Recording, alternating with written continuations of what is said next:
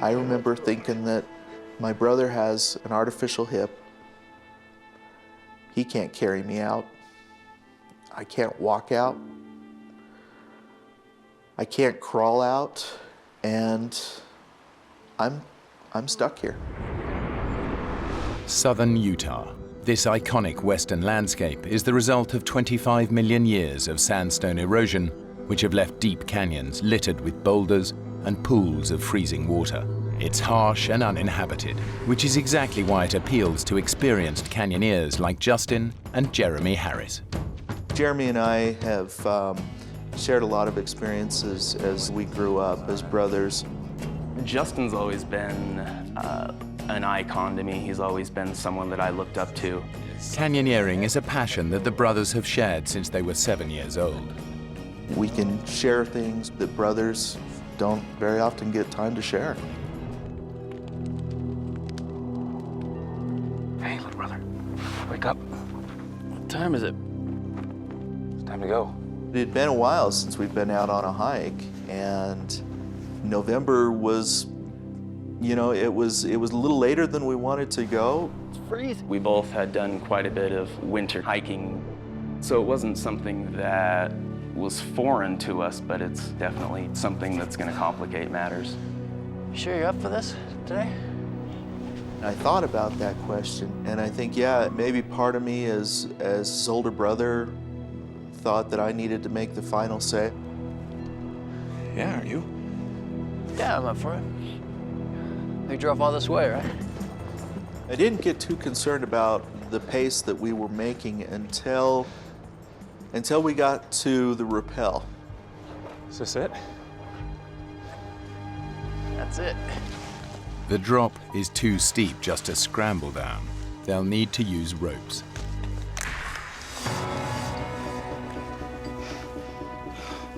It was a good drop. It wasn't something that you would survive if you fell from. See? There's nothing to worry about. I'm not worried.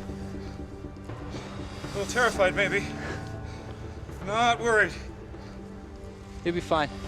Now the weather, which has been deteriorating all day, takes a dramatic turn for the worse. You think this canyon has something against us, do you? Yeah, I think it might just. It was a very tricky down climb, even though it wasn't far. There were very few handholds and very few places to stand on the way down. And footing was a little slippery because of the snow.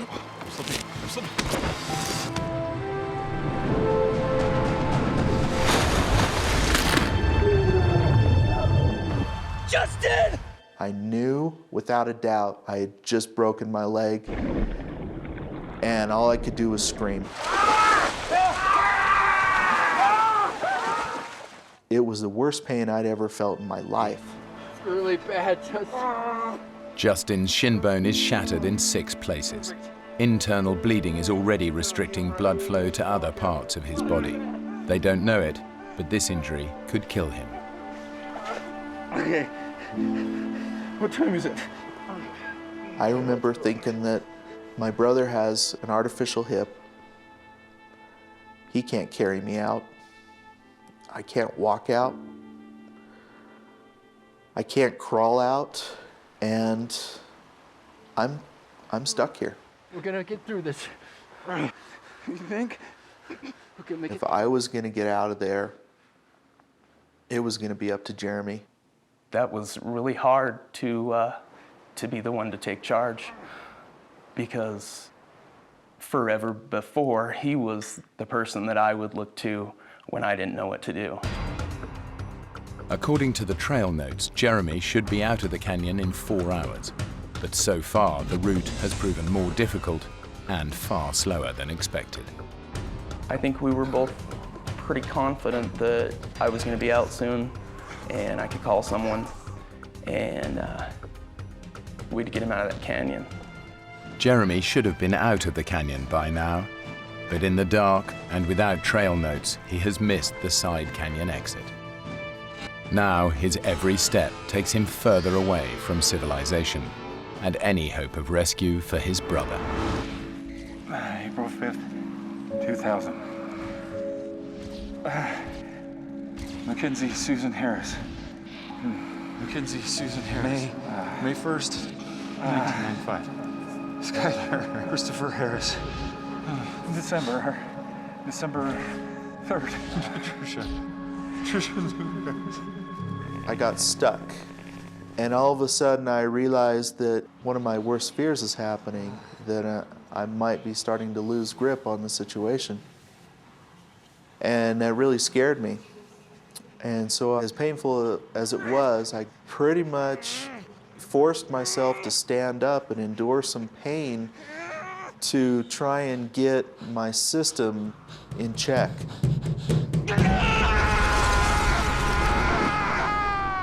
Pain would just shot right up in through my nerves, right up into my knee. It was terrible, but it woke me up.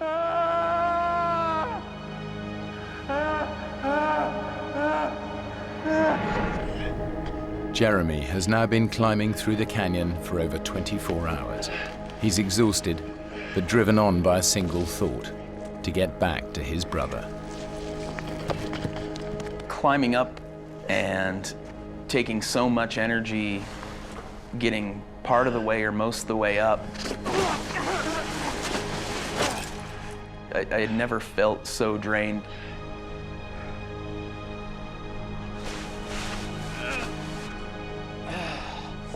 It was extremely hard to climb.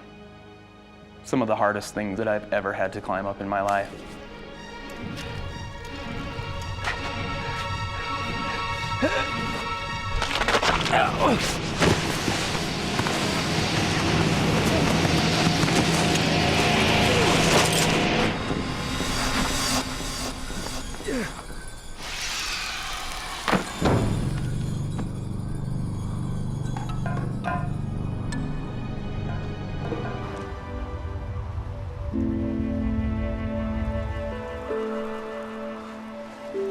Jeremy? Jeremy! I'm thinking about my brother out there somewhere, and I'm picturing him frozen somewhere because it's too cold and he just can't make it. And I'm starting to lose hope. And I started to think that maybe he was dead.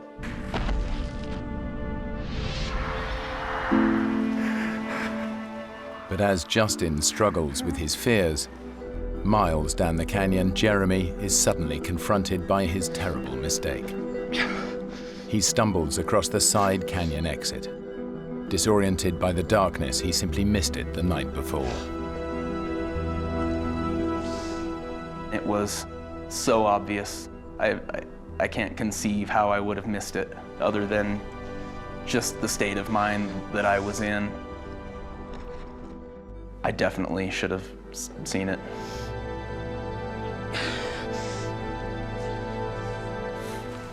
Jeremy may be out of the main canyon, but he cannot find the trail back to his camp, and in just 2 hours the sun will set. At the bottom of the canyon, Justin's battle for survival has become one of sheer will and faith in his brother. I knew he would do everything that he possibly could to get out of that canyon and to get help in for me. I knew he wouldn't give up, no matter what. It's really hard to convey to someone how exhausted I was. I'd gone so far beyond what I had imagined my limits were. I wasn't sure whether I should believe that it was really there or not.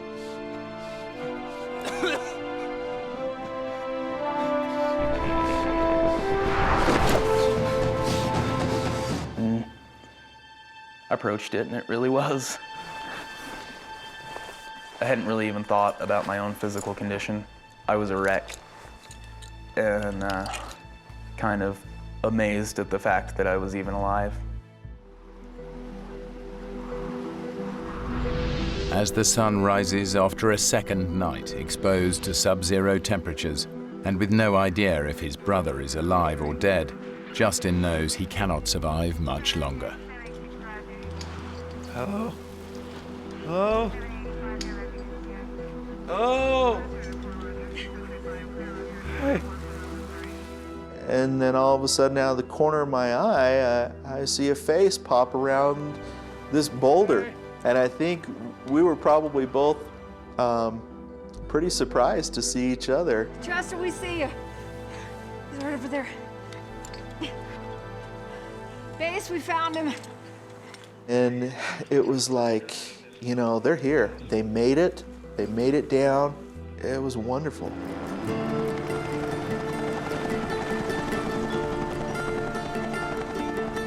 Jeremy and Justin are finally reunited in hospital in Salt Lake City. And I remember thinking, he's just gonna go into surgery and they're gonna fix his leg. And he's gonna be just fine, and that's far from the truth. Justin spent 90 days in the hospital and endured 13 operations. Despite all their efforts, the doctors were unable to save his leg. It was too much to bear. I still felt so guilty. Jeremy and I lived through something that we shouldn't have, and the experience of going through that with someone is powerful. I think just being born of the same mother doesn't make you brothers, and the term brother is a very sacred term to me, and Justin's definitely my brother.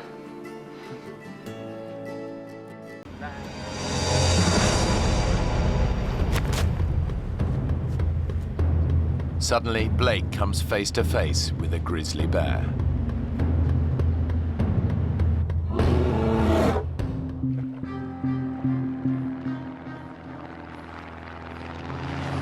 A specially chartered plane has dropped Blake Stanfield and his father Neil in a remote Alaskan wilderness 60 miles from the nearest settlement. How's the raft coming? We're almost there. Good. Get the coffee on. Neil runs a building management firm, and Blake is a doctor. They'd taken leave to spend some time together. My father and I started backpacking when I was a young boy. I always ended up loving that. He taught me to appreciate the outdoors. Better get going, Dad. Just checking everything's shipshape. Where in the world did I put that lighter? I got it. Very repellent. Extra strength. Very repellent. Almost anywhere in Alaska, you're going to run into many different types of wildlife, which includes bear, and of course, that's something that you always need to be prepared for. The gates of the Arctic National Park is spectacular but dangerous. It's home to hundreds of black bears and grizzlies, not to mention roaming packs of wolves. It's 13,000 square miles of near untouched wilderness. For 6 months of the year, the rivers are choked with ice. During the summer, it all melts, but this early in the season, some patches have yet to thaw. We're going too fast, Blake. It's going down, Dad.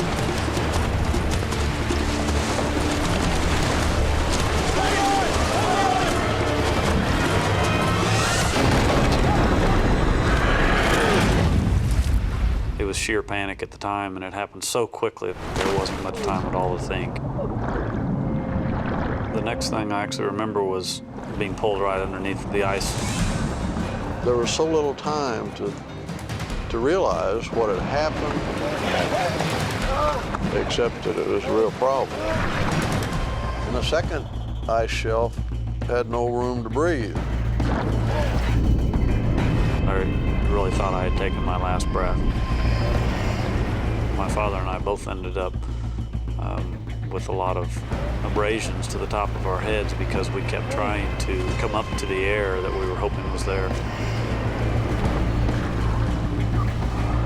thought of a worse way of dying than drowning, and was certainly thinking that that is how I was going to die. After being under that water for what seemed like an eternity, just remember popping out, taking in a nice big breath of air.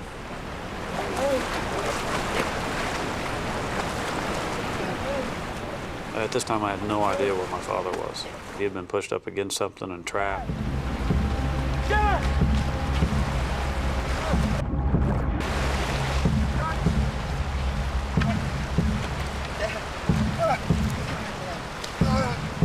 my God, you're freezing. We gotta get you dry. It's okay, Dad. You're gonna be okay. All right? Neil's wet clothes are making his temperature fall even faster. It's okay. Basically, while this fire got started, I hugged him and tried to give him some of the warmth that I had.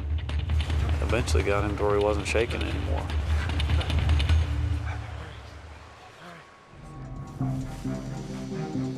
The freezing water has drained Neil's strength.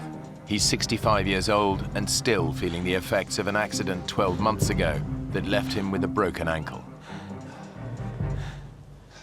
Blake! Can we just hold up here a minute? You're not even trying to find a place to stop. Oh, sorry, Dad. I just got carried away. There's no way we're just walking out of here. We're gonna have to find a good campsite and stay put. How agreed? All right.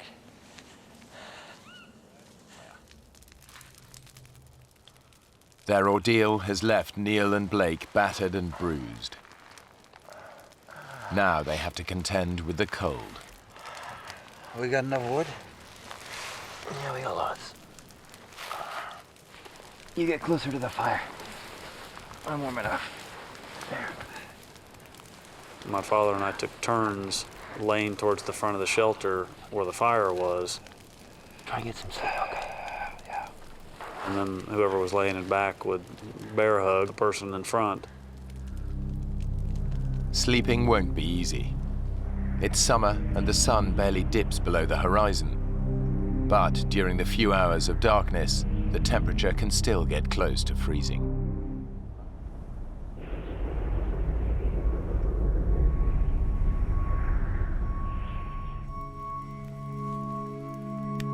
During the night, Blake has made a tough decision. Well, I needed to get back to Bettles. I needed to go find help. The #1 rule of survival is stick together.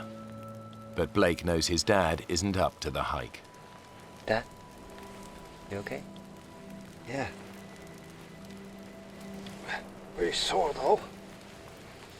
You slept? Not so much, no. You know, I've been thinking. We gotta get ourselves organized. We gotta build up a nice big pile of firewood, maybe make some traps. We're gonna need some food. I'm going for help, Dad. Help? From where? Blake had no doubt given it a lot of thought and decided that he could conquer this problem and hike back to Bettles. We're on our own, Dad. No one's coming. I'm telling you not to go. Leaving him alone was a hard decision, but I think he knew I was stubborn because I inherited that from him. You're really going, aren't you? Yes, sir, I am. I'm really going. Because if I don't, we're gonna die here, Dad. You're gonna need the knife. And the lighter. Now what about the bears? You saw all those tracks. Well, you got the fire. That should keep them away. I meant you, son. What about the bears?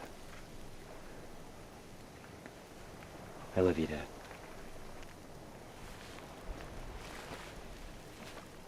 Yeah. Me too. Well, you know I do. I'm gonna come back, Dad.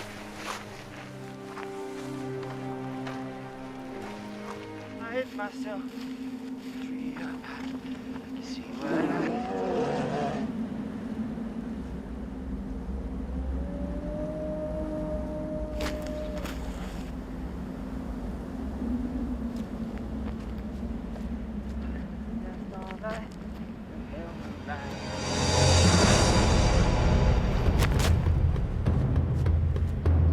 Suddenly, Blake comes face to face with a grizzly bear. A grizzly can tear your head off with one bite. But their claws can rip holes through you like nobody's business, so you don't want to mess with them.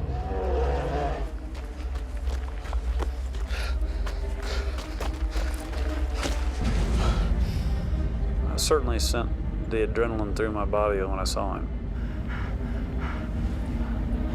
Blake daren't make a sound. The bear's too close. It was scary seeing him out there. He wasn't far enough away for my liking. The bear hasn't spotted him, but grizzlies have a sense of smell 100 times more powerful than a human and can pick up the scent of prey from more than 2 miles away. But Blake's in luck. He's downwind of the bear, and his scent is carried in the opposite direction. But the wind could change. He risks making a run for it.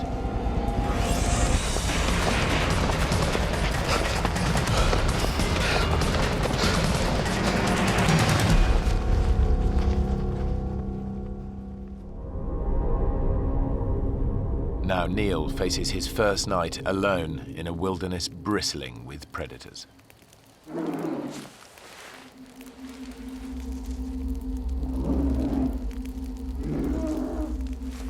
As everyone knows, you try to make noise in the wild with where bears are present.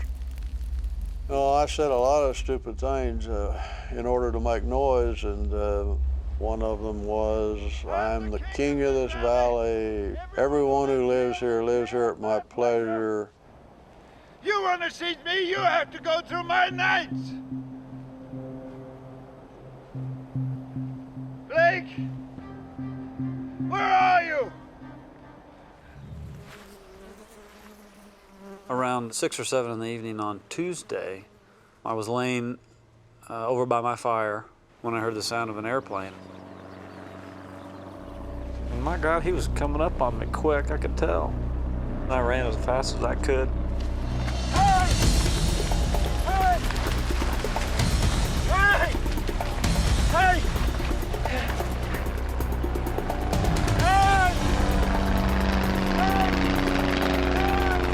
I realized that he spotted me. He'd spotted me. That was the same plane, and as they flew over me, they dropped a bag of stuff.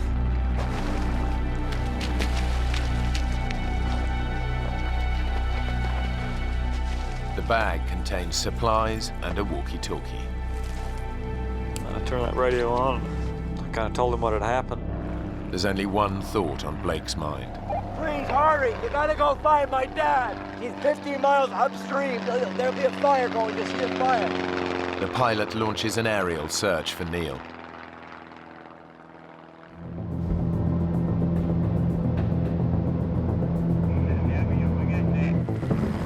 Three hours later, a rescue helicopter picks up Blake and rushes to the scene.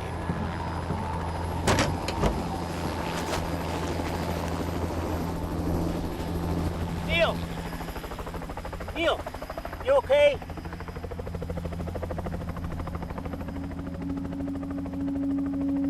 How did you know I was here? I asked your son. Blake? He climbed in that helicopter.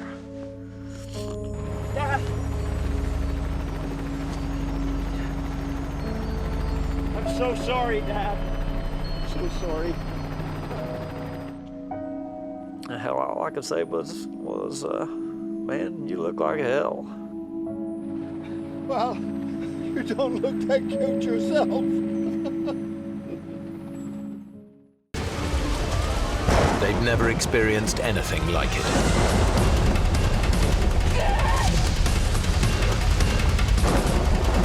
It's very hard to explain how loud it can get. You can't even talk to someone who's right next to you by screaming. That's the only way I can describe how loud it was. The Amazon rainforest in Brazil. It's one of the last great wilderness areas, home to the largest variety of insects, birds, and mammals in the world.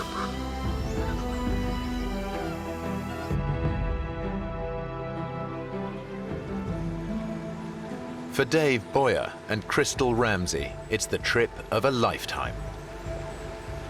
Can you believe it? We're actually here in the Amazon. Hey, you know when I make a promise, I keep it.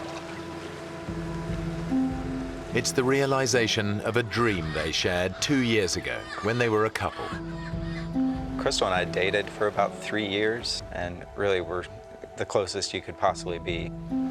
One day we were talking about our passions, and I asked her the question, if you could go any one place in the world, where would that be? And the Amazon was #1 for both of us. Dave and Crystal aren't together anymore, but they are still close friends. There was no one I would have rather gone with than him.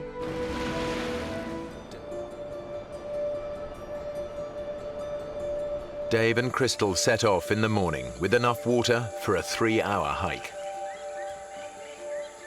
We left just before 10 o'clock and expected to be back in time for a late lunch.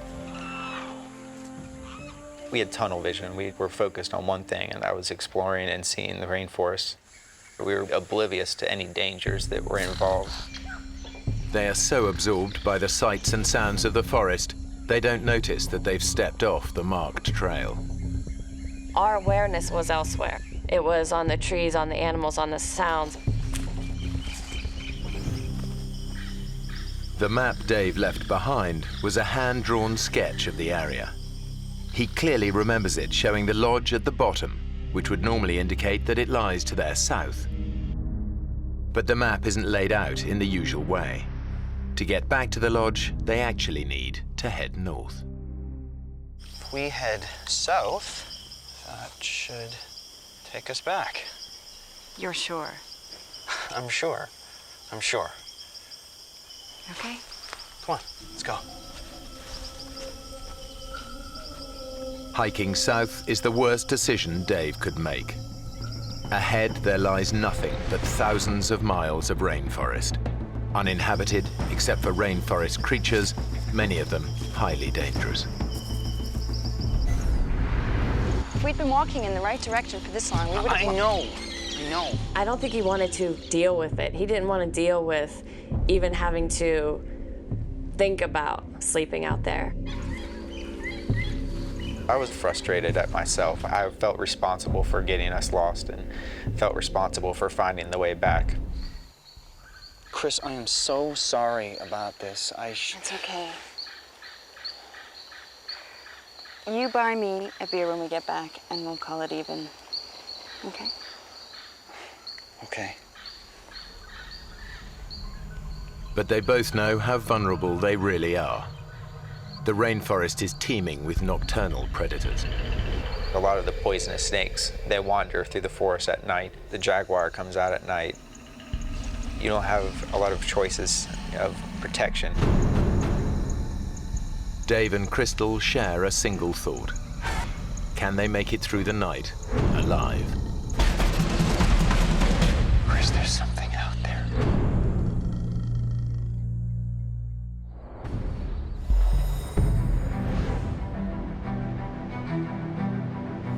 Dave and Crystal have survived the night unscathed. Almost. I'm covered in mosquito bites. Be grateful that's all that bit you. Very funny. So, what's the plan? Well, Dave needs to get them back to the lodge fast. Crystal's on medication for her depression, and he knows she doesn't have her drugs with her. By mid-afternoon, Dave is resorting to a new desperate tactic in his search for the lodge. I was trying to keep us in the same area of where we got lost in, kind of zigzagging back and forth, hoping to stumble upon the trail. Let's try over there. Crystal was starting to get a little bit frustrated with that strategy. Dave was literally almost walking in circles and didn't realize that that's what he was doing. Crystal is starting to feel the pressure. My brain was saying, things are going downhill. As darkness falls, they realize they must endure another night.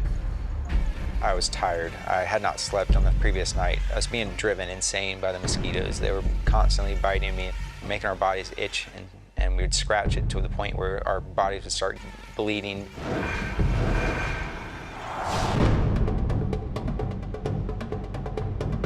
The next day, they're still heading in the wrong direction, getting even further away from the area where rescuers are searching for them.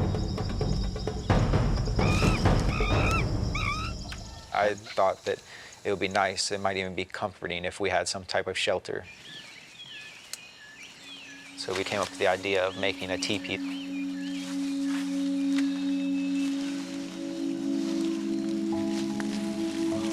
Excellent. Yeah.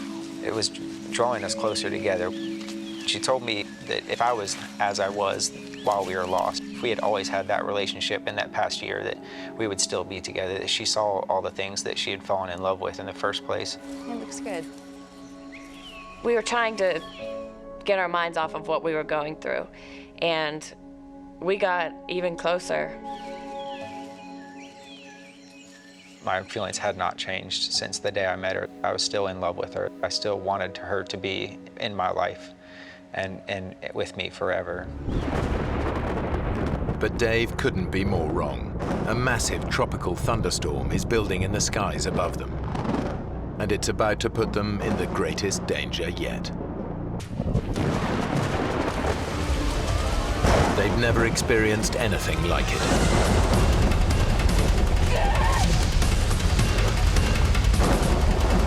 It's very hard to explain how loud it can get. You can't even talk to someone who's right next to you by screaming. That's the only way I can describe how loud it was. They are soaked within seconds. It was the coldest I had ever been. Couldn't stop. My body was just going into convulsions and shaking. My teeth were chattering. Any hope of sleep is gone.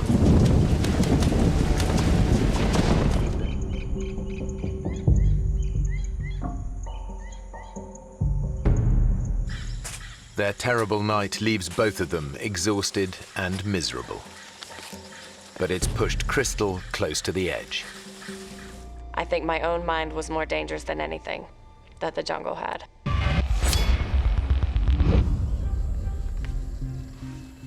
All I had was a companion, and she was what kept me going. I needed her as much as she needed me to make it through this, and I could not drag her the entire time. 24 hours later, Dave and Crystal's situation is bleaker than ever. They are still hopelessly lost. And as their fifth night approaches, it's Dave who's struggling. Drained by lack of sleep and the effort of keeping Crystal going, he desperately needs rest.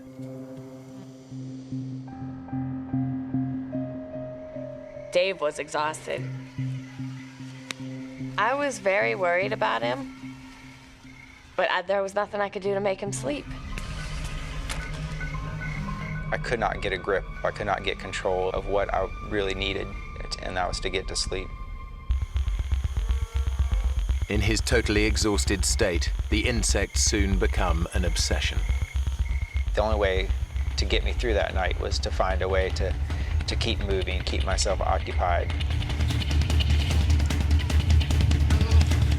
Dave is beginning to lose his grip on reality.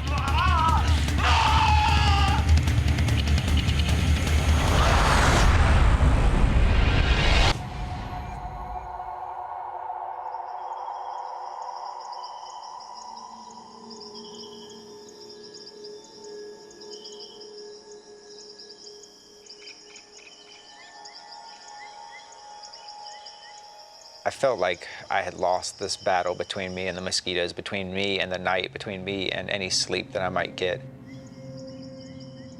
For the first time, Dave thinks they might not make it out of the Amazon alive.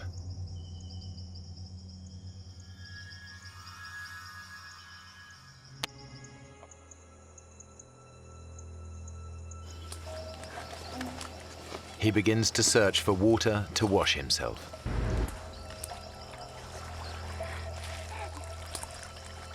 As we fought through some of the underbrush, when we got down there, there wasn't a creek, there wasn't a puddle. There was a flooded forest. Everywhere that we could see, there was water. It's a glimmer of hope, just enough to keep them going. This water's gotta lead somewhere. In the Amazon, rivers are like roads. If this water leads to a river, they might just spot a boat. They put aside thoughts of suicide. I got this surge of energy and some anger that made me want to fight through the water even more.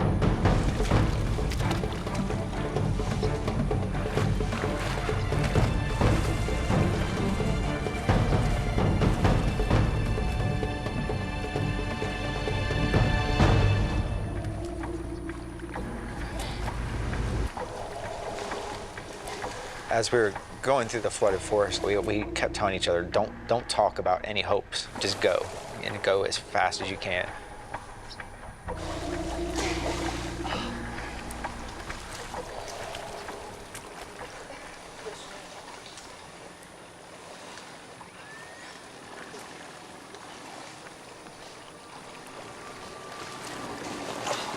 Dave, look!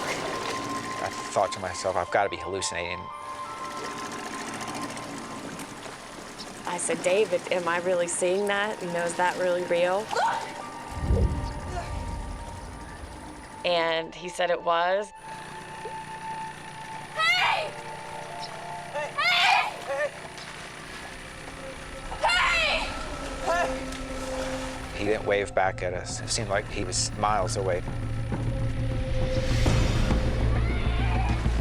We immediately just started screaming, help, help, help, help me, please.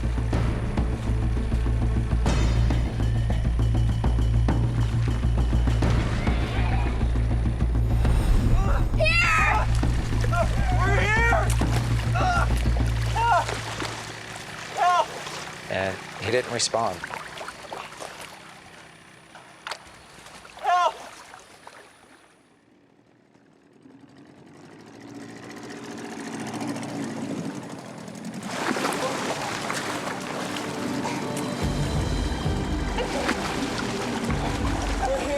We learned in one split second that we were going to live.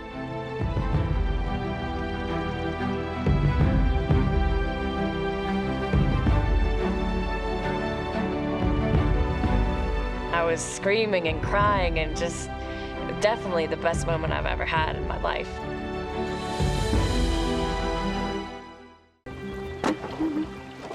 I think that calls for a spot of celebratory lunch. But over there, nice bit of shade by those trees. Sounds good to me. What's the time?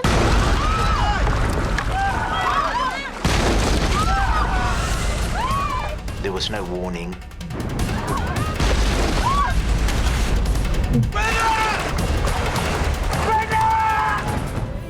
Zambia, one of the wildest countries in Africa, home to the spectacular Victoria Falls.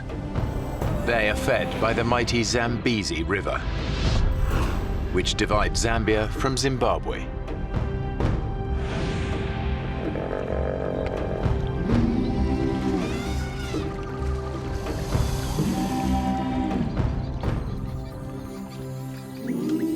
It's here on one of the river's most isolated stretches that two friends have planned a weekend fishing trip. Arthur Taylor and Alistair Gallatley have known each other for over 25 years. Our kids have grown up together with Alistair. Basically, Alistair's part of the family. He's a very good guy in a crisis and a very good friend. We've known each other a while. We've spent a lot of time together. Joining them are Arthur's English wife, Faye, and her parents, Clive and Brenda. They're retired teachers visiting from England. Change your mind yet? No, I think I'll just stay here and relax and read a book. Go on. Okay, all aboard.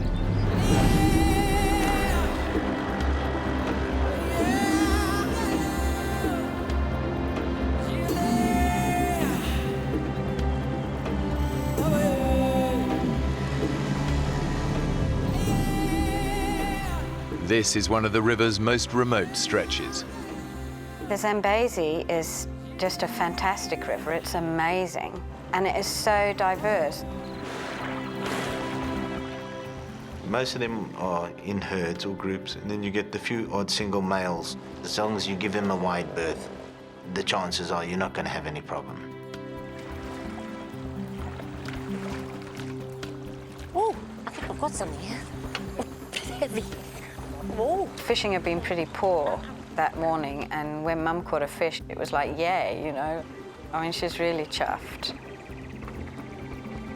Well done, Mum. I think that calls for a spot of celebratory lunch. But over there, nice bit of shade by those trees. Sounds good to me. What's the time?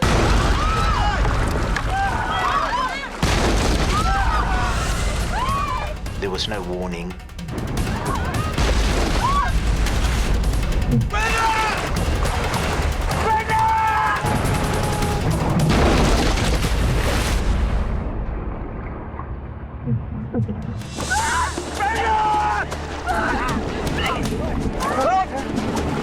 Okay, come ahead. He's coming. Hit me.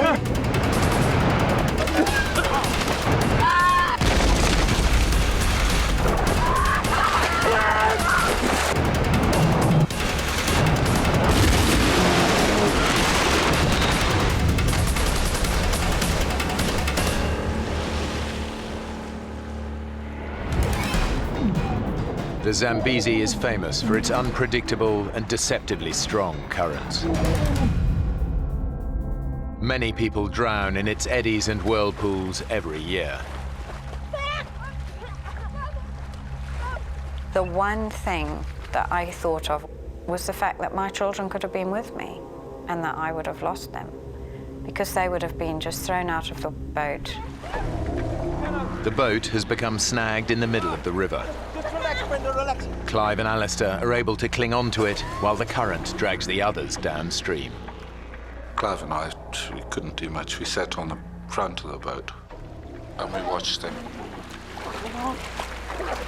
I had no idea where we were going. All I knew was that we were being swept away. The current was really, really strong and was just sweeping us down. We were trying to make our way to shallow waters. We knew it was our only hope of survival. Luckily, the current actually took us towards the middle of the river, which was slightly shallower. It's a sandbag. From his position on the boat, Alistair assesses the situation. The group's chances of being rescued on this remote stretch of the river are slim. He knows that every year, hundreds of people die of crocodile attacks on the Zambesi. As the only single man in the group, Arthur! he takes a calculated risk. I'm going to swim to that bank and get help. Don't risk it up.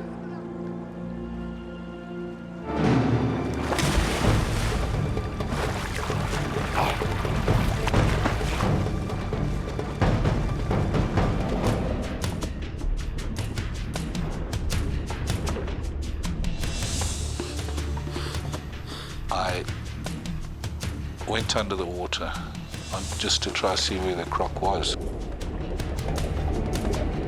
As I started to go towards the croc, it came for me.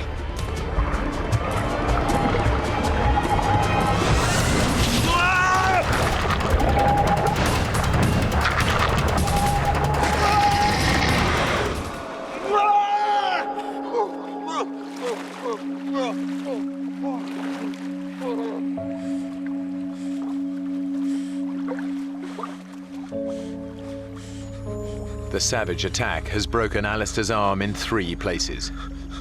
His shoulder joint has been ripped from its socket. I was pretty scared I was going into shock. I was very weak. I lost a lot of blood. All he can do to stem the blood loss is to make a tourniquet.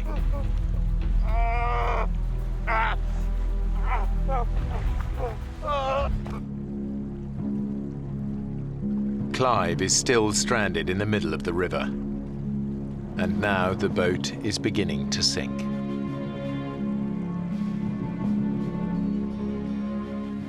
Can't stay there. He left us all to it.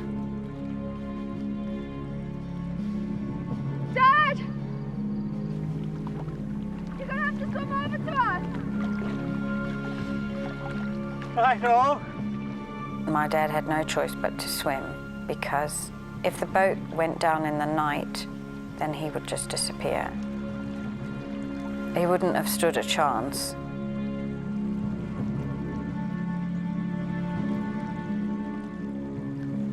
Brenda!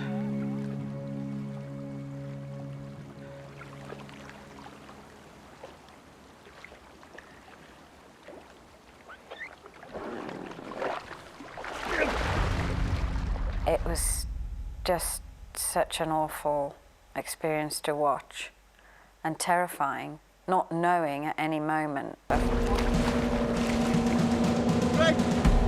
Keep at it.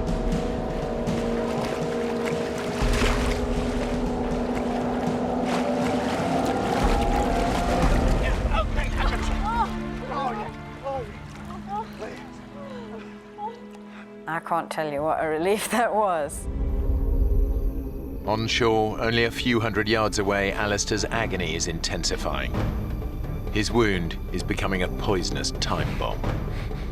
I had nothing to wash it out with properly. The arm was full of rubbish. Alistair knows that bacteria from the crocodile's bite will have entered his bloodstream. Untreated, he could easily lose his arm to gangrene. Gangrene is pretty serious. A friend of mine, he got chewed by a lion. You know, he got to hospital within 8 hours, but he still lost his leg. Too weak to move. If the gangrene doesn't get Alistair, the predators might.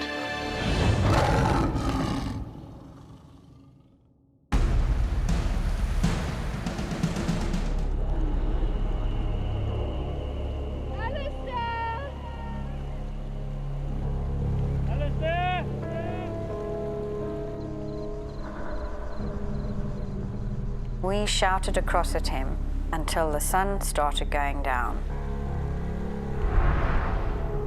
And then the hyenas started calling. When the sun went down, we all decided not to call to Alistair. If he had called back to us, it would have just alerted any predator within range that Alistair was there.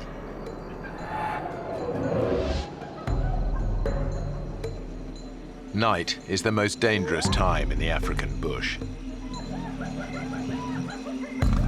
Leopards, lions, and hyenas can detect the scent of blood from several miles away. I could hear the lions calling and the hyenas, but when they stop, you don't know where they are, because you don't know if they come in your direction or going away. I thought I could be in for a tough night. I just got these stones together so that if something did come up that night, I could at least throw a rock at it.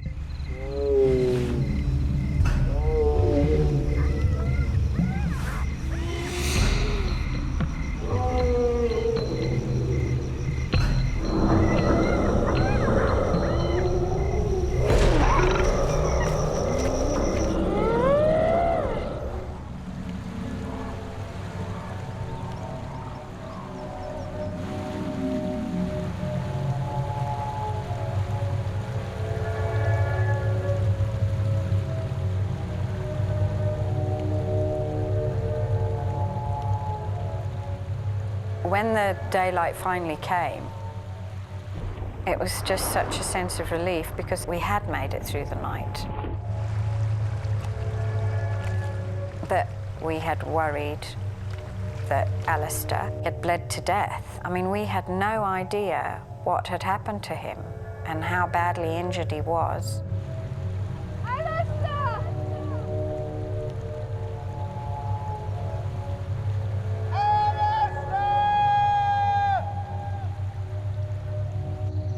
That was such a terrible feeling because you always think of the worst.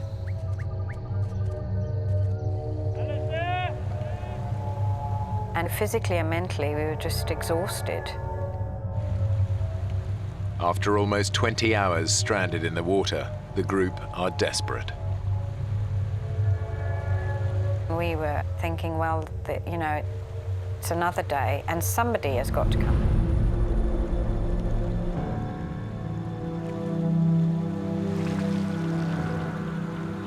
On the river, his friends can do nothing but await their fate.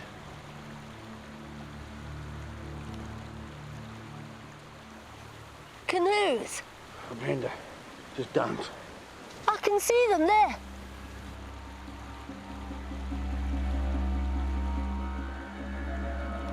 There.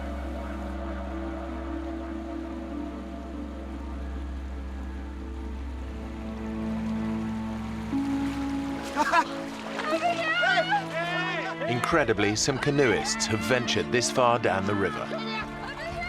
They'd seen us and they thought, well, what strange people fishing in the middle of the river.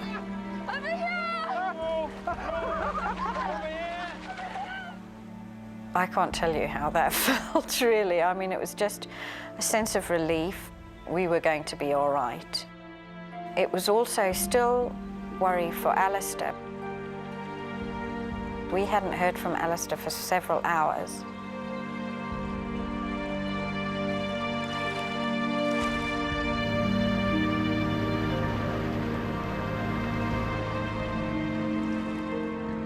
Eventually, the couple across the river spotted Alistair.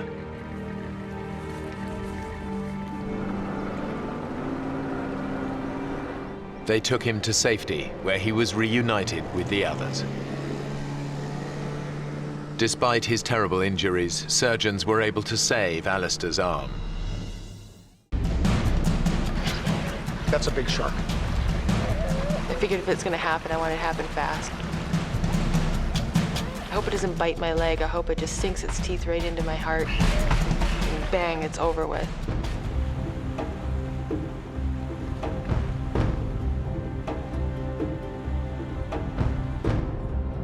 I didn't know what to expect going to the Solomon Islands for the first time. I remember getting off the plane and thinking how awfully hot it was. 35-year-old Melissa Armstrong was a hotel manager in Toronto. But fed up with metropolitan life, she quit her job and traveled here in search of adventure. I wasn't feeling fulfilled. She's found a job working with marine researcher David Tomlinson, who spent almost 30 years studying the oceans. I began diving in 1963 in the Bahamas. I'm very lucky to be able to study much of our oceans and see things that not a lot of people get a chance to see. The dive site is 20 miles offshore. Melissa has never been diving so far from land. I was excited. I felt good about the dive. It wasn't until I went out there that I thought, oh, wow, I'm really out in the middle of nowhere. What's up? Nothing. Well, I guess maybe I'm just a little nervous. What about? I was a little embarrassed because I wanted to be like the guys, one of the guys, and I said, I'm afraid of sharks. No, you don't have to worry about sharks. They're much more afraid of us than we are them. I doubt it. I'm serious. They hardly ever bother divers. Now, if you were up on the surface like a surfer, flapping around, then you look like shark bait. But when you're down below, there's nothing to worry about. Can you zip me up?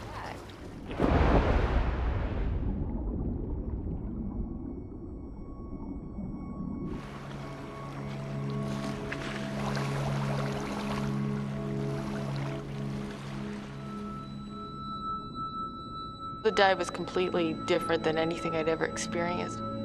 It was amazing. We started going through this white haze. It was quite dreamlike, and there were bubbles funneling up around us coming from the vents of Kavachi.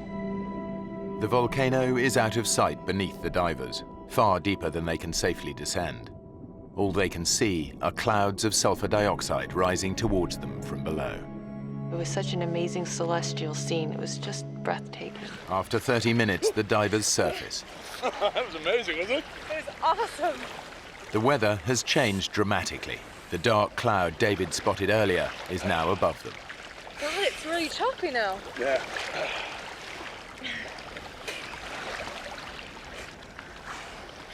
There's the boat, it's miles away. Hey! I said, David, why aren't they turning around? And he couldn't answer that question. You're yelling, you're screaming at the top of your voice. Why isn't he looking? We're here. Can't you see us?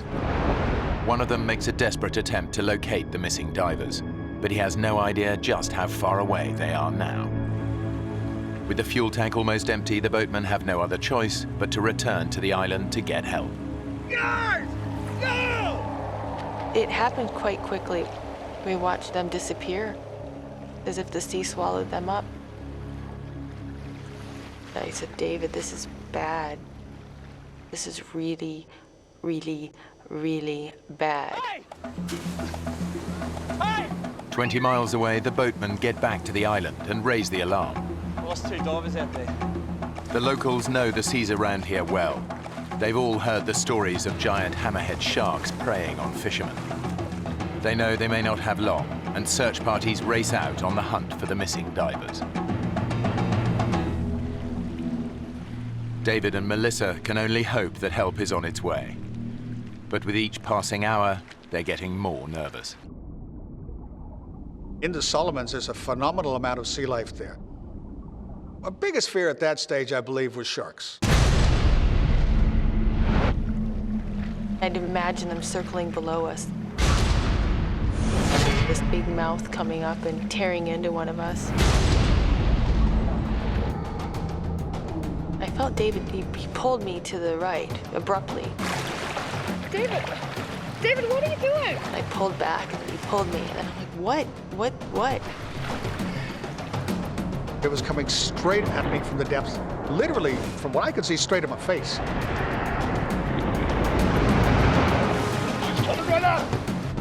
It was this huge, ugly barracuda, probably 5.5 feet. They can be very aggressive, and they have been known to attack people before. David knows the great barracuda has a ferocious bite. All he has to do is hit me in my hand, my arm, my leg. If I start bleeding, I've got another major problem. I've got a problem with sharks. Against 2 sets of razor-sharp teeth, David's only defense is his camera. I needed something to ram and protect us. That was the first thing to use.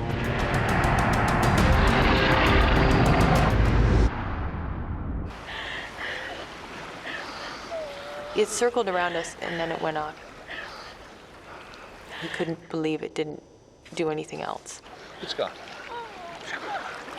But I kept looking for it because I just didn't want to be caught by surprise by one of those. As night started wrapping itself around us, it was completely terrifying. Thinking, oh my God, we're going to be here at night. We're going to have to deal with what we just dealt with, only in blackness.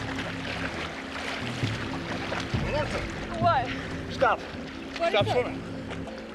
Look, in the water. All of a sudden, I find that every time we move our arm or our leg, the water's glowing. Wow! The mysterious light is caused by microscopic plankton in the water. Any sudden movement makes them glow. Stop. Stop. But it's beautiful. Yeah. We move, we get seen, huh? That really stopped us from swimming because I said, Melissa, we can't keep swimming now because we're going to, it's lighting up around us. Something's going to see us. But when the divers stop swimming, their body temperature plummets. I was just shaking so hard. I was so cold. You've got nothing to stand on. There's nothing to sit down on. I just wanted to be out of the water. I wanted something to float by so I could climb on top of it so that I wouldn't have this pressure on my body because it was so consuming and uncomfortable. David and Melissa have been adrift in the South Pacific for over 12 hours. Trails of luminous plankton have made them stop swimming. Whatever's causing the flashes now, it's not them. Oh my God. What was that? We were seeing little explosions of light within, 5-10 meters of us. Did you see that? There'd be a flicker of light, and then another one, and then another one. What sort of fish they were, I don't know. Any minute. You expect something's gonna hit you. Oh my God. Your fear is unbelievable.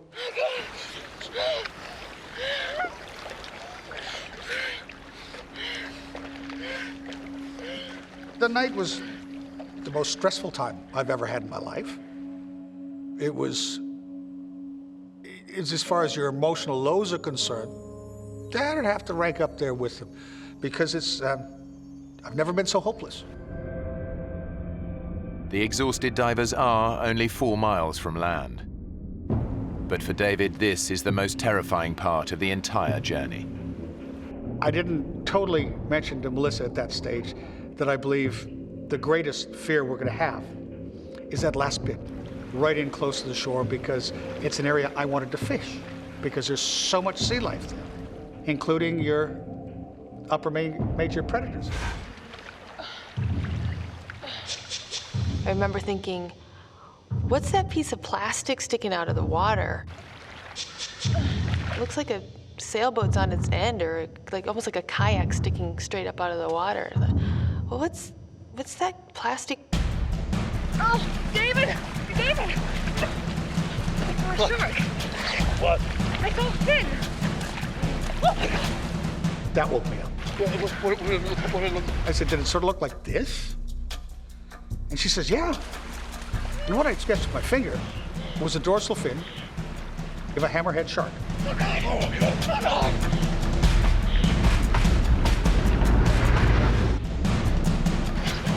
That's a big shark. I figured if it's gonna happen, I want it to happen fast.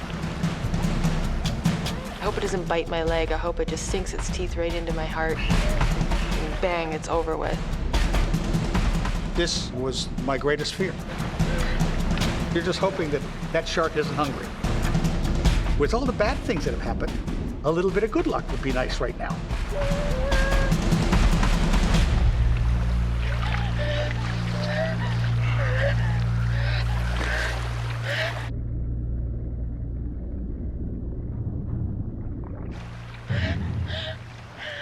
The hardest problem is that you know it's still nearby. You're still waiting in the back of your mind, it's going to sneak up on you. The divers make a last desperate attempt to reach land. After 26 hours in the ocean and an agonizing 20-mile swim, they're finally just a few hundred yards from their goal. We're 100 meters from the shoreline, but the odds were that we weren't going to survive. Ready?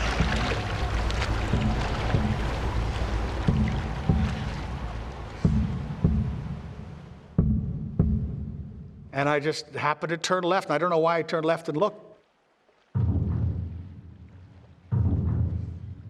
And then I heard him say, "I'll be damned. There's a boat."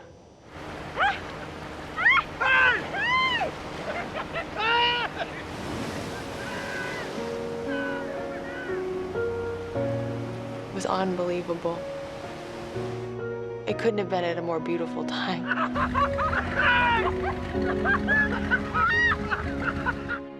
It was an unbelievable feeling. Absolutely unbelievable feeling. Because then it was just like one of the heaviest weights you'd ever have in your life lifted off your shoulder. Next thing I know, the boat's next to us, and they're pulling me out of the water. And I'm like, I was this crazy mad woman. I was crying and laughing.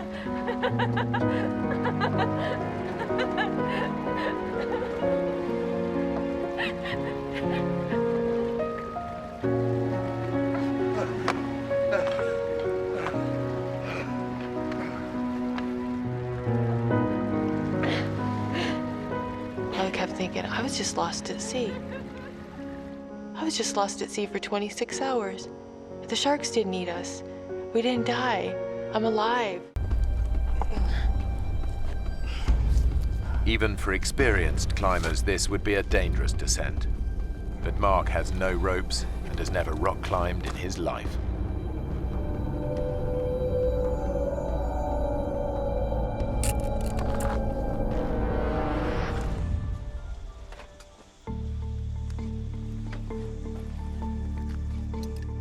After camping out for a night close to the Grand Canyon's north rim, 5 Boy Scouts from Utah are about to make their very first descent to the bottom of the canyon.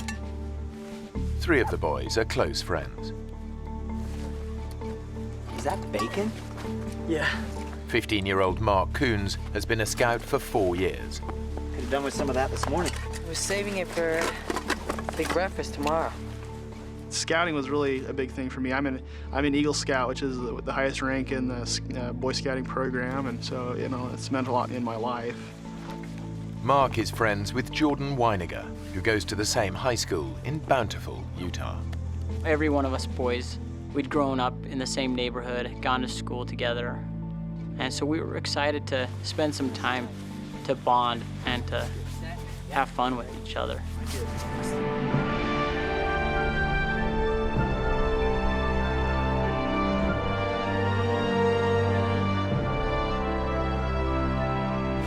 It's the biggest canyon on Earth, 18 miles wide and nearly a mile deep in parts. Its sheer size makes it one of the world's most extreme hiking environments. That's where we're going. All the way. Whoa. It's amazing. This place is incredible. Yep, this is it, fellas. The big chute. The chute is a rocky gully over a mile long, an extreme descent over boulders, loose rock, and gravel. Jordan immediately sees how tough this will be. It was turning into a hike that, you know, was getting a little more dangerous. 2 hours after starting down the chute, the exhausted group reaches the bottom. They've descended over 1,000 feet. Now, there's no going back.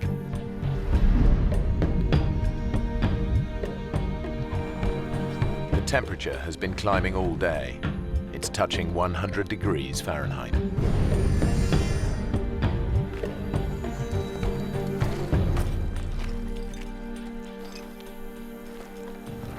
How comes it's so hot? It's gotta be a freak thing. It'll be cooler tomorrow. In fact, a freak heat wave has hit the canyon. The temperature's heading for 108 degrees, much hotter than anyone expected. Lauren had been the year before, and it was hot, but not 110 degrees hot, you know, not cook you alive hot. We begin to say, gee whiz, am I going to be able to make it down to the river tomorrow? Have I got enough water?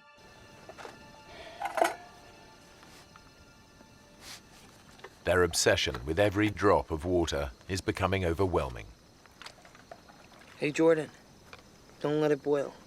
It's a waste. Just gonna heat it a little. Hey, George, they're much better dry. They're nutritious and delicious. It's like having loads of little worms in your mouth, just wriggling about. I'm not hungry. Come on, Mark. You gotta eat something. I thought it was odd that I wasn't hungry after all that work all day. I don't know if that's some kind of side effect of dehydration or not. We knew that we had to get up early. We knew that we had to beat the sun, that if we didn't, we knew that we would be in trouble.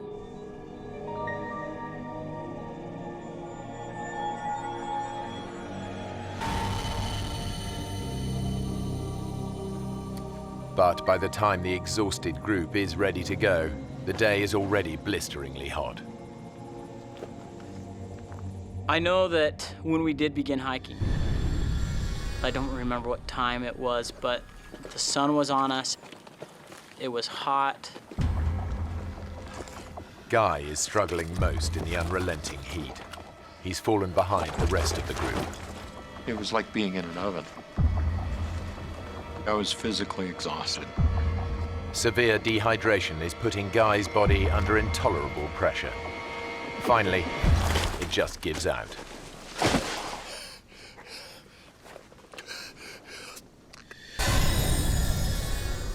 If you take a deep breath, you know, that sensation that you have where you can feel the oxygen going through your body, I couldn't do that. The best I could do was reach a shallow breath, basically. Guy! I need some help up here!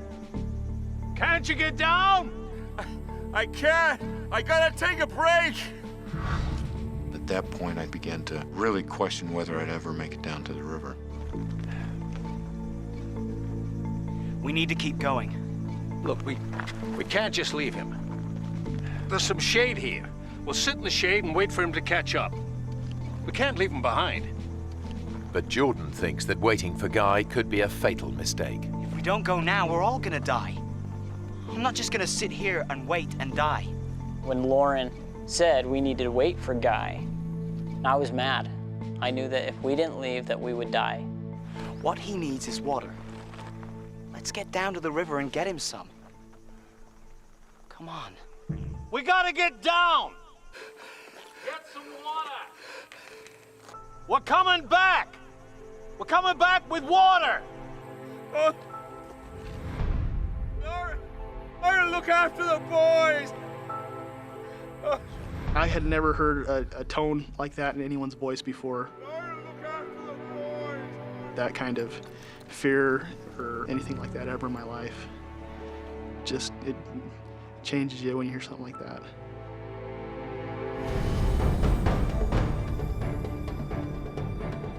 After 6 hours tough hiking, they're still a long way from the river. The temperature has climbed to a searing 112 degrees Fahrenheit. Dehydration and exhaustion are taking their toll. Our bodies became weak very fast. Our pace that we were walking slowed down extremely.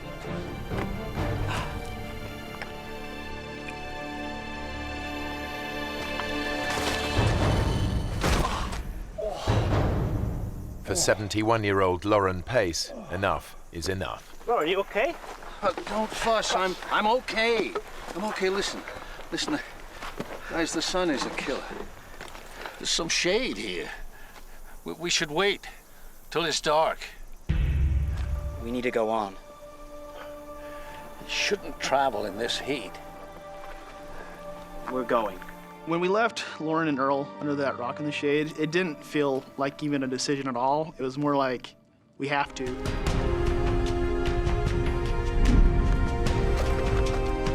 I had no idea where I was going, and I'm not a mountaineer or anything like that, but I decided we can't stay here.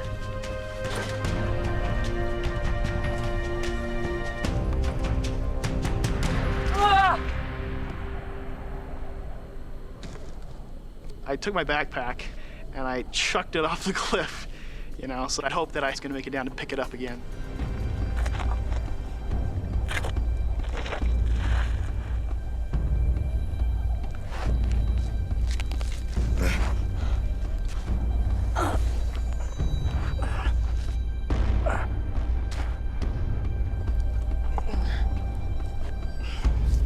Even for experienced climbers, this would be a dangerous descent.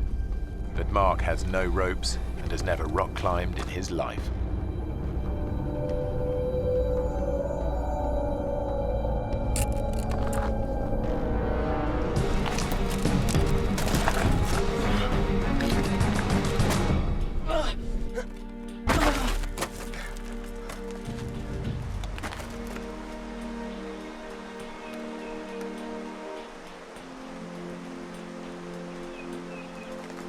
Hey! I can hear it! The river! I couldn't do again.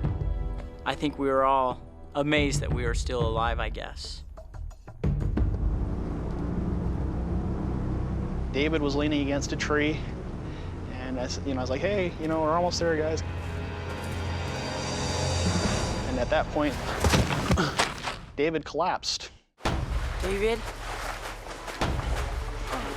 Dave? You okay? Me and Mark went over to him. Dave. And I remember seeing Dave's eyes roll back in his head, and his breathing is really jumpy. Yes.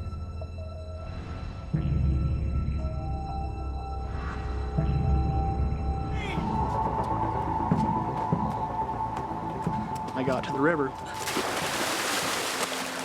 And I took my bottles and I was filling them up and drinking a little bit. And when I pulled up the water bottle,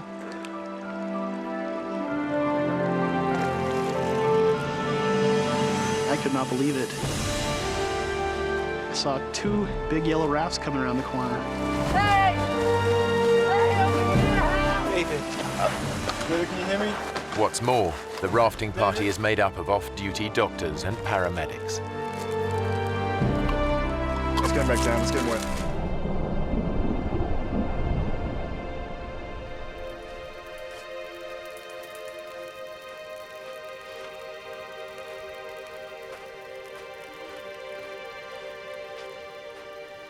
Seemed forever that they were working on him, not knowing if he's gonna make it, not knowing if he'll die. He's still hypothermic.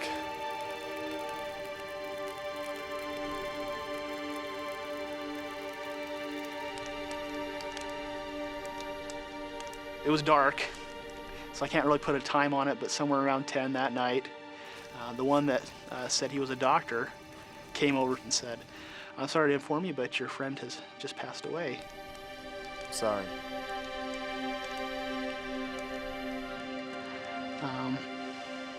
And it was a hard experience.